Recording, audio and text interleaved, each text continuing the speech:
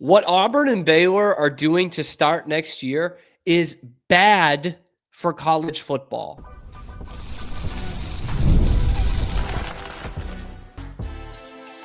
You are Locked On Baylor, your daily podcast on the Baylor Bears. Part of the Locked On Podcast Network, your team every day. Hello there, Bears fans, and welcome to another episode of Locked On Baylor, part of the Locked On Podcast Network, where it's your team every day. And today, it's a very special day of the week. It's Wicker Wednesday. Sydney Wicker of KCEN Channel 6 joins the program. I'm your host, Cam Stuart of ESPN Central Texas and The Cam Show on YouTube. Today, we're talking about next year's Baylor-Auburn matchup, why that is bad for college football, and also bad for Baylor. Who made the biggest Big 12 impression this week? We'll have our winners and losers. And because it's midseason, and I basically did this in yesterday's show, Sydney Wicker will be giving a midterm grade for this Baylor football team, 4-2 after being 2-4 at this point last year. All that and more coming up on this episode of Locked On Baylor. But we start where we start. Sydney, it wasn't a good game for us. But like everything else, other than the 60 minutes on the football field with Auburn this year, was pretty fun. Yeah, it was. The whole build-up was so fun. I mean, we had so much fun with our preseason stuff and getting ready for the game. And, what a fun way, to have such a big game to kick off the season. I think that's always the best when you have something to look forward to in week one. Because a lot of times you have those easier matchups or, Yeah. Yep. Never want to call an underdog easy, but it's usually kind of one you can just expect. So to have all the expectation was fun and a really good test, I think, for Baylor too. One that they learned a lot, being able to go into SMU and just every other game that they've had. I think Auburn's kind of been something that helped them set the tone for the season, and so I love getting to play that again. But man, just not getting to play in Auburn next year, kind of a bummer. It sucks, actually, which is what transitions us into the lead story today. And that is that Baylor Auburn had this home and home matchup, and you got the first half of it in Waco. Obviously, tons of Auburn fans there, heard glowing reviews of the game day atmosphere from Auburn fans. And the return trip was supposed to be, okay, now we get to go to Auburn. Now we get to go to Jordan-Hare. And that is no longer the case. The news comes out this week that they will be playing that game at an NFL stadium, at Mercedes-Benz Stadium in Atlanta. And first off, let's just take that at face value. I don't like that. I just don't like taking a game off campus and putting it in a neutral site. It's not even in the same state. Obviously, Auburn has a huge fan base and alumni base in Atlanta, but that stinks. But then the second reason is where it just gets that much more grating.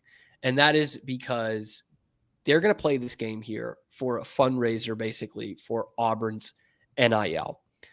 I'm going to get more into this in a second, Sydney, but I let me just say this. I fully understand why Auburn is doing this. I understand that, okay? And I get why in 2026 in college football that is a wise thing to do in some ways. It's a smart thing to do. It's an easy way to raise money for a game that you are already playing. But overall, I think this sucks. What say you?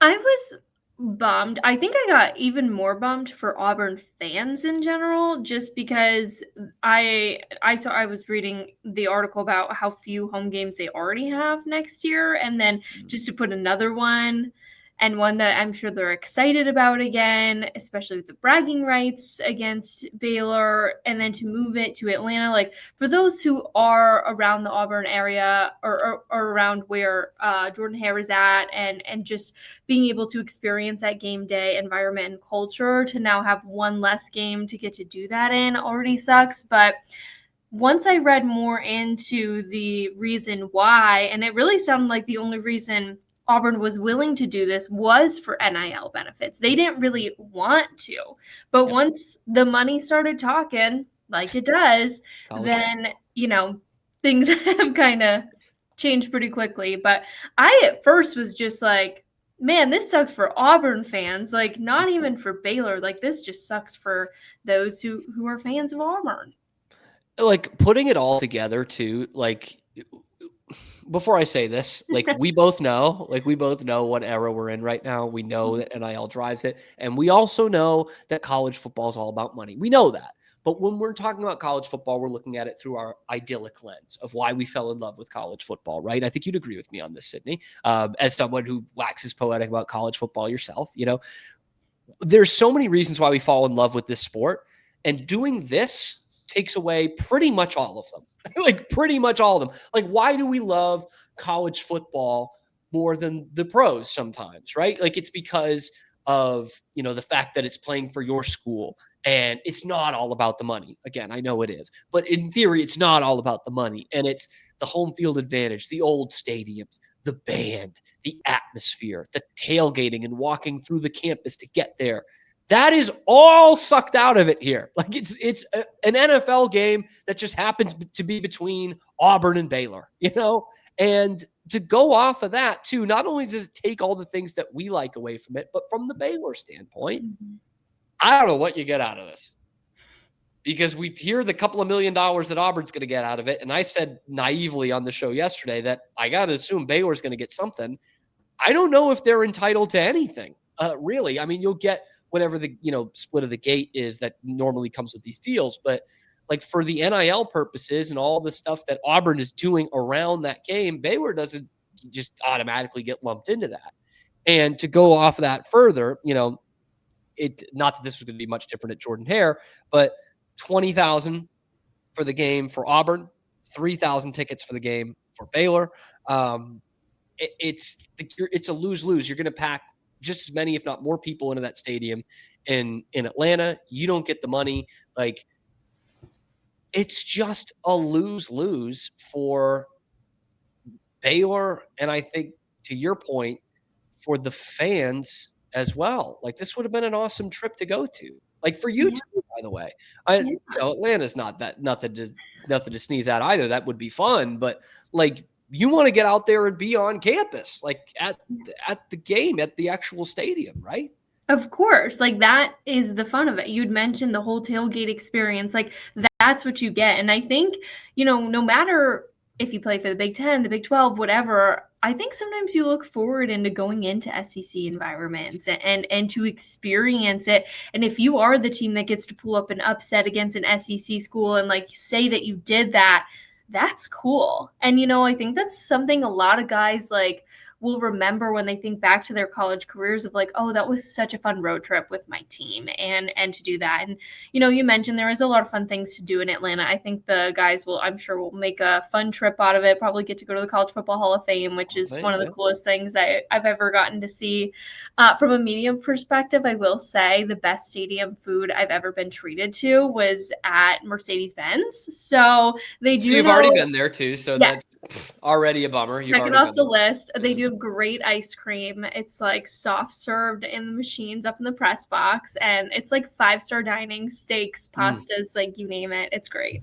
But besides that, it's just like you mentioned, what is Baylor getting out of this other than a trip to Atlanta, which, not who cares, whatever, but kind of who cares, whatever. Yeah. It almost seems like a free recruiting trip too for Auburn fans. They're like, here, you want a good NIL deal? Look at what we got. Look at what we can do. That's another incentive for them to bring guys to show it off. I don't know. I think overall, this really just sucks for Baylor. And the more we mention it, every aspect, it sucks for Baylor. And for the college football fan, and it's tough for me to be mad at Auburn. Like, how do you pass up that opportunity for all those things that you just listed right there? Again, it stinks for your own fans.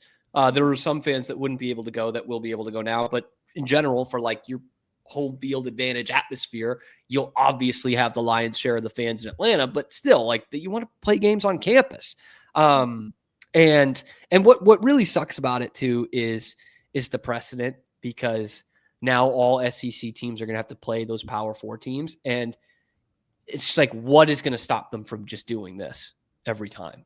Yeah. That's the thing. When Alabama plays Michigan, which has happened, it was in Dallas. It was like Arlington. But like, what's going to stop them from just doing that again? Yeah.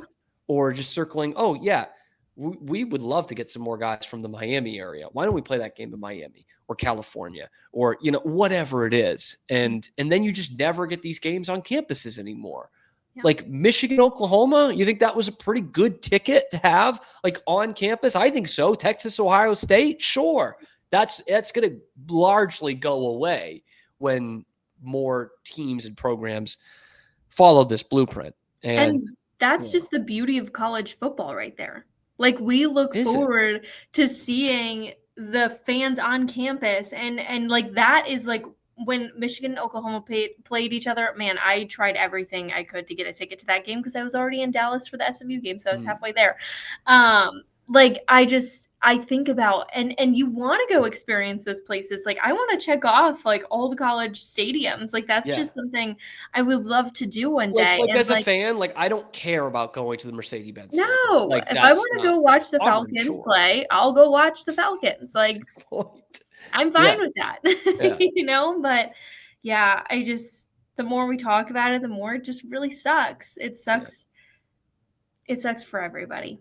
I think it's bad for college football. I really do. I fully understand why they're doing it. I'm not naive in that regard. I get it. But I just think it sucks. And the only thing that would make it worse is if they flex it to one of those Sunday games that they do on the first weekend, and then you can't even get the Chick-fil-A in the stadium. That would be the only thing that would be worse. Man, how miserable would that be? The ESPN doesn't care if you can't get Chick-fil-A. They just want the time slot. Anyway, I think it's bad for college football. Baylor fans, Auburn fans, let me know in the comment section below what you think about having it away from Jordan-Hare Stadium in 2026. Bummer, man. Bummer for me. Anyway, coming up next, we've got the winners and losers of the Big 12 this weekend, and Sydney Wicker's picks might just shock you. It's coming up next on Locked On Baylor. But first, we are brought to you by Mazda. Yes, Mazda, you know the one, okay? They craft cars for those who do more than simply move. And they deliver confidence with every ride. With more IIHS Top Safety Plus picks, awards than anyone else, okay? With all-wheel drive standard in every crossover SUV, you can drive with confidence through almost any season. Like our Baylor Bears, Mazda sweats every detail. Because when you make every move count, impossible becomes irrelevant. Mazda, move and be moved. Today's episode is also brought to you by our friends over at Monarch Money. And most people can't even name all their financial accounts or what they're worth. 401ks, properties, investments, they can't name it. And when you don't have the full picture, you end up leaving money on the table. That's why there's Monarch Money. It's an all-in-one personal finance tool that brings your entire financial life together in one clean, easy-to-use interface on your laptop or your phone. Monarch is built for people with busy lives. So if you've put off organizing your finances, Monarch is here for you. They do the heavy lifting for you. You can link all your accounts in minutes. You can see your clear data visuals, and you don't have to touch a spreadsheet. Don't let financial opportunities slip through the cracks. Use the code LOCKEDONCOLLEGE at monarchmoney.com in your browser for half off your first year. That's 50% off your first year at monarchmoney.com with the code Locked On, COLLEGE, Locked On College. Back here on Locked On Baylor, Wicker Wednesday with Sydney Wicker of KCEN Channel 6, Cam Stuart of ESPN Central Texas and the Cam Show on YouTube. I had to stop myself there, Sydney, in that last segment. I was ready to keep the rant going, keep all the games on campus, keep no more international games. Like I was ready to wax poetic about what college football means to America and how that is taking away from it. But I'm keeping myself in check for now. I will not keep myself in check for the winners and losers of the Big 12 this week. Sydney, I know you like doing losers first. Just because you have that morbid sense of humor, and we both like doing losers first. Who is your big loser of the week? Yeah, my big loser of the week has to go to Kansas State. Not that takes away from Baylor getting a win, but Kansas State had that game for them. Like the third quarter totally had that in the bag. I mean, the fans emptied out McLean Stadium in a second. I was up in the press box for half of the third quarter, and I just happened to look out as I'm finishing up my stuff, getting ready to go down to the field, and I was like, wait, where did everybody go? They had him. They had him. Everything Kansas State wanted was lined up there. Yeah, and honestly, at one point I was like, "Wait, what?" Like, the score, I, like, looked up and I was like, "They scored 2 touchdowns?" Like, I was paying attention, but I guess I was, like, so busy multitasking, I was like, "Oh my god, like, I gotta get back down there," because in my heart, I knew, like, "Just wait, Sawyer's not done Yeah. yet." Like, I've seen this story before, like, I don't know as a Baylor fan how you're leaving any game early in general, but Kansas State, they totally had that game. Like, everything they wanted to do to Baylor, they were doing. Avery Johnson, the way he was just unleashing, like, he had control of Baylor's defense, Finally looked like a especially Heisman there early candidate. on. Yeah, like, Finally. I was like, "Oh my, Baylor's not, they're not gonna stop him." Like, that was my first impressions, was like, "Good luck, Baylor." Like, you gotta do something, if you wanna shut him down. So, Kansas State, my biggest loser this week. I think they had that game in the books and just totally let it slip. But props to Baylor, for pulling out Yeah. the win. Yeah, it's still a great comeback, but you're right. I mean, I didn't even put those 2 and 2 things together of, like, not only did they have the 14-point lead in the fourth quarter, but they had taken whatever home field advantage there was completely out of the equation. Like, Yeah. they had them, and it was an 18-3 fourth quarter, and the Bears just ho-hum, another win, another 14-point fourth quarter comeback. I mean, they even had that chance right at the end. And it was 50 plus, but Baylor gets the field goal with 30 seconds left, and still Kansas State is in a position to potentially win the ball game. Yeah, I think that's a pretty fitting big loser of the week. And like you said, it's not even that much of a reflection on Baylor so much as it was that they had that game in the bag. My big loser this week, I wanted to do Houston. I thought that was too harsh. I just thought we'd see a little bit more from Houston. I didn't think they'd win the game. And maybe I'm just bitter because it looks like Tech is just head and shoulders above everybody else in this conference right now. But my big loser is the team that I thought would be right there as the next best team in the Big 12. Maybe they still are, but Iowa State. Cam, how can you do this? How can you do it? You said that Iowa State was going to be on upset alert this weekend. How can you then call them the biggest loser when they lose by 1 score? Well, here's why. Because it's my show. I get to do that. Okay, Sydney, they gave me this job, and I get to do that. But Iowa State was banged up. They were not at 100%, and that showed in the line. And I get most teams are banged up at this point, but certainly that Iowa State team was. But kind of like what we said about Arizona State in that Mississippi State game. Remember that? And I basically said they were a big loser, not just because they lost it, but because they clearly showed the second half that they could beat that team. And I think for a good stretch of that game, Iowa State, after looking like they couldn't hang with Cincinnati at all, showed that they could beat this team and they could still be a Big 12 competitor. And what it made me think of was back in 2019 when Iowa State played Baylor. And Baylor went up 21-0 in that game. Iowa State came back. They lost 21-20, I want to say, or Baylor kicked a field goal at the end. If the game was, I said the same thing about that game as I did about this one this weekend. If the game was 5 minutes longer, they would have won. And it wasn't. And Iowa State went and looked back. Brock Purdy and the gang looked back at that game in September that they lost in that same fashion and said, man, that we could have had that. Our whole season could have been different. So that's why I have them as the biggest loser, because I think their season outlook could be totally different if they had not given up one of those touchdowns or had come back and won that game. So Iowa State, my biggest loser. Over to the Wick Dog, biggest winner. Biggest winner has to go to the winner of your loser, Cincinnati. Yeah, got it. I mean, come on, you weren't expected to win that game at all. You weren't. I didn't think. I thought Cincinnati would compete, but I didn't really think they'd hang in that close, if I'm being honest. And to knock off Iowa State to get the job done, I think that says a lot about Cincinnati. I feel like they're really motivated right now. I feel like we've seen like a different Cincinnati group over the last couple weeks. And I think anytime you get a win over a ranked opponent is a really, really good victory. And I liked how Cincinnati did it against Iowa State. I don't think anybody, I mean, you called it, I guess, but that wasn't really one of my radar. So yeah. 2.5 weeks from now, by the way, Baylor Bears traveling to Cincinnati. I know, makes me nervous. That team should be ranked, by the way. They should be. They're not.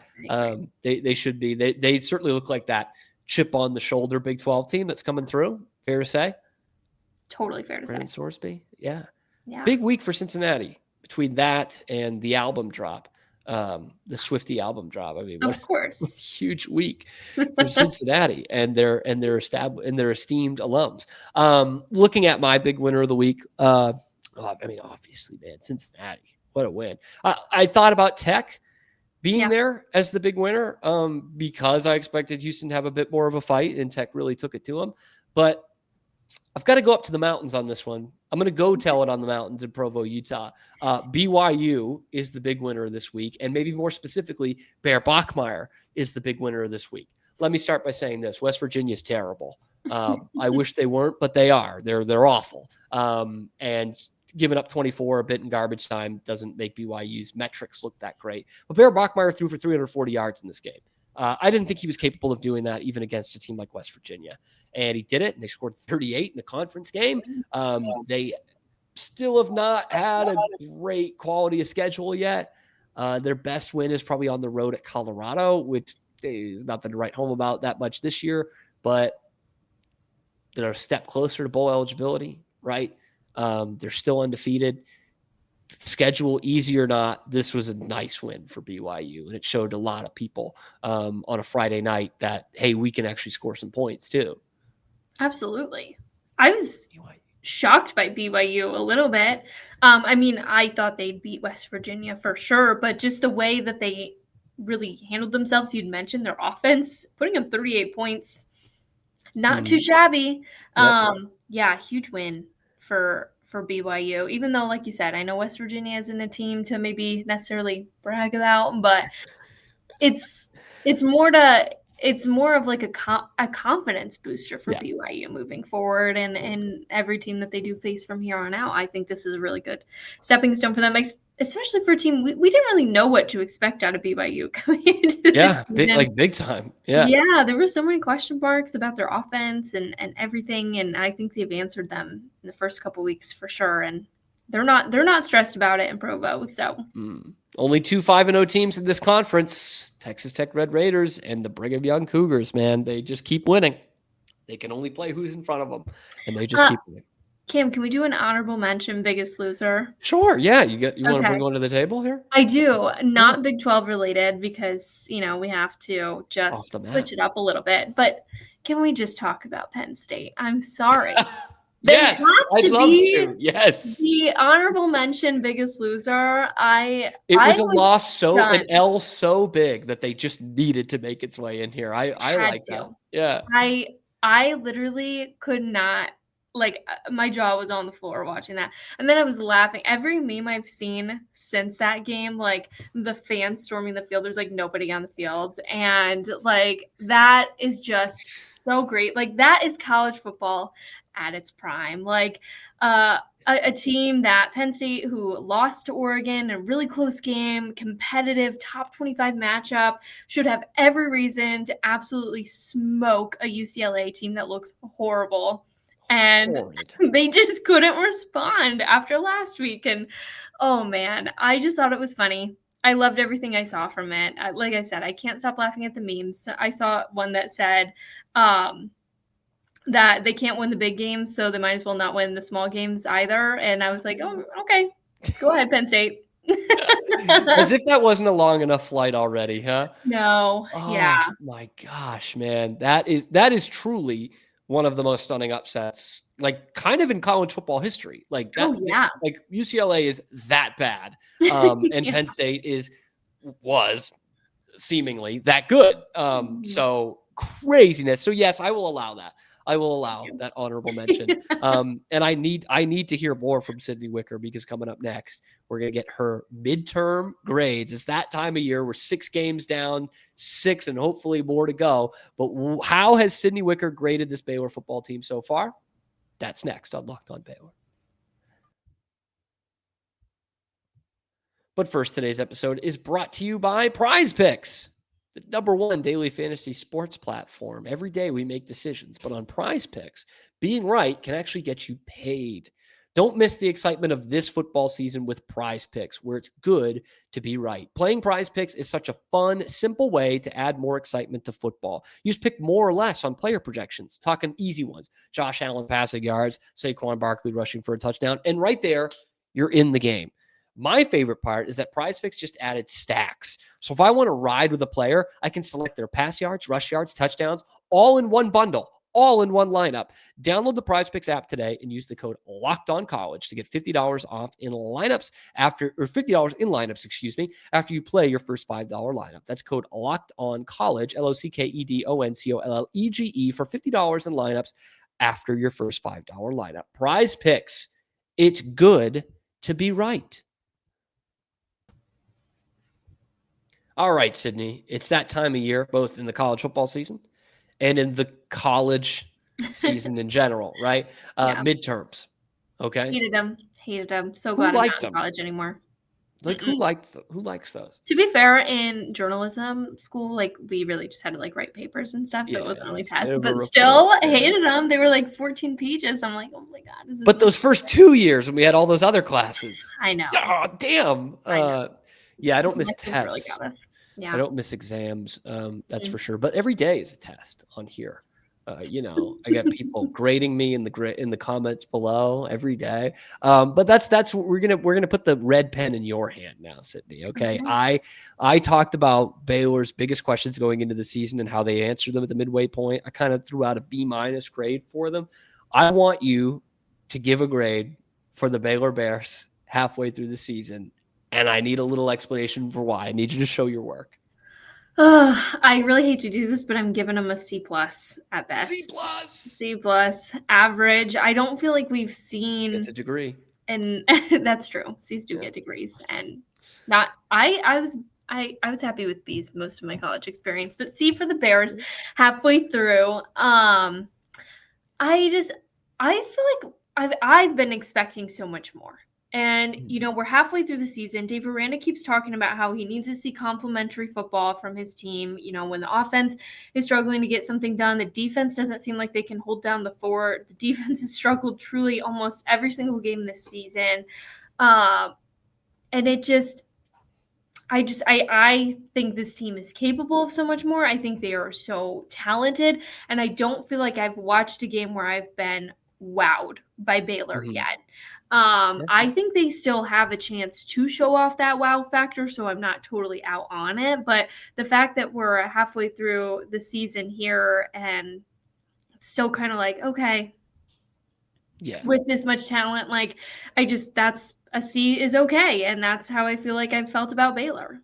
And so that's important. Like we are grading on a curve here. Like, based on their raw numbers, would they be a B+, A-? Maybe, but we're grading on a curve. We're grading on what we expected going into this season.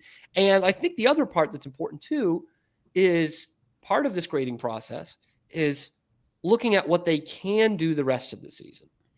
And I think it's fair to say both of us, and maybe a lot of fans out there too, have had to curb their enthusiasm from where they were at the beginning of the season to where they are now. Because again, is it bad? No, they're 4-2, right? It's not bad. It's not dire.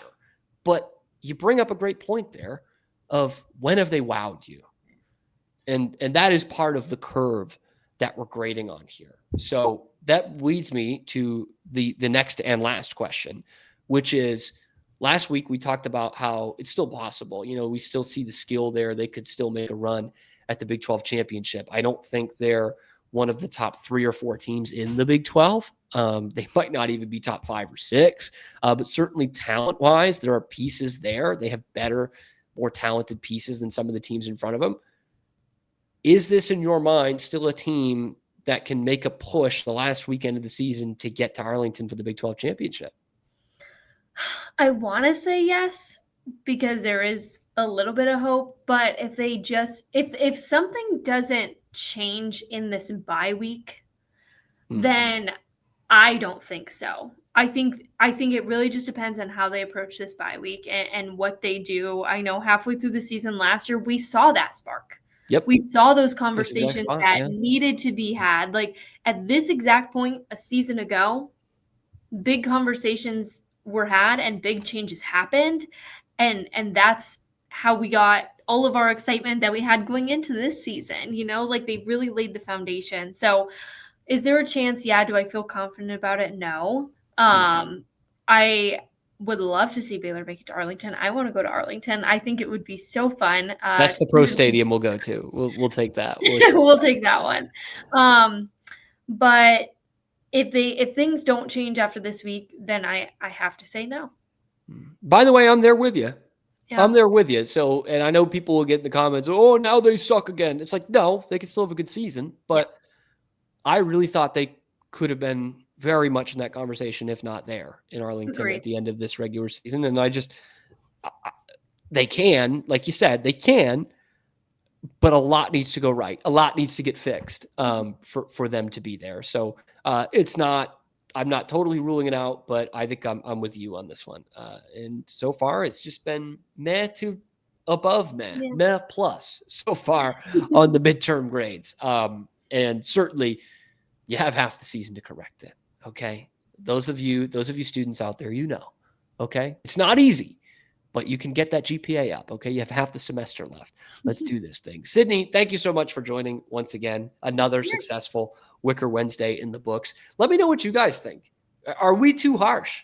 Let us know in the comment section below. Give us your midseason grades for this Baylor football team and explain why. I love hearing the explanations from you guys. No essay is too long in the YouTube comment section. So let me know in the comment section below. Then be sure to like the video, subscribe to the channel. We are on the path towards 5,000 subscribers. And you guys have already made this the #1 Baylor football show on YouTube. Appreciate that help. We just need a little bit more. Thank you guys so much once again for making it your first listen today and every day. We'll see you tomorrow on your favorite show, Locked On Baylor.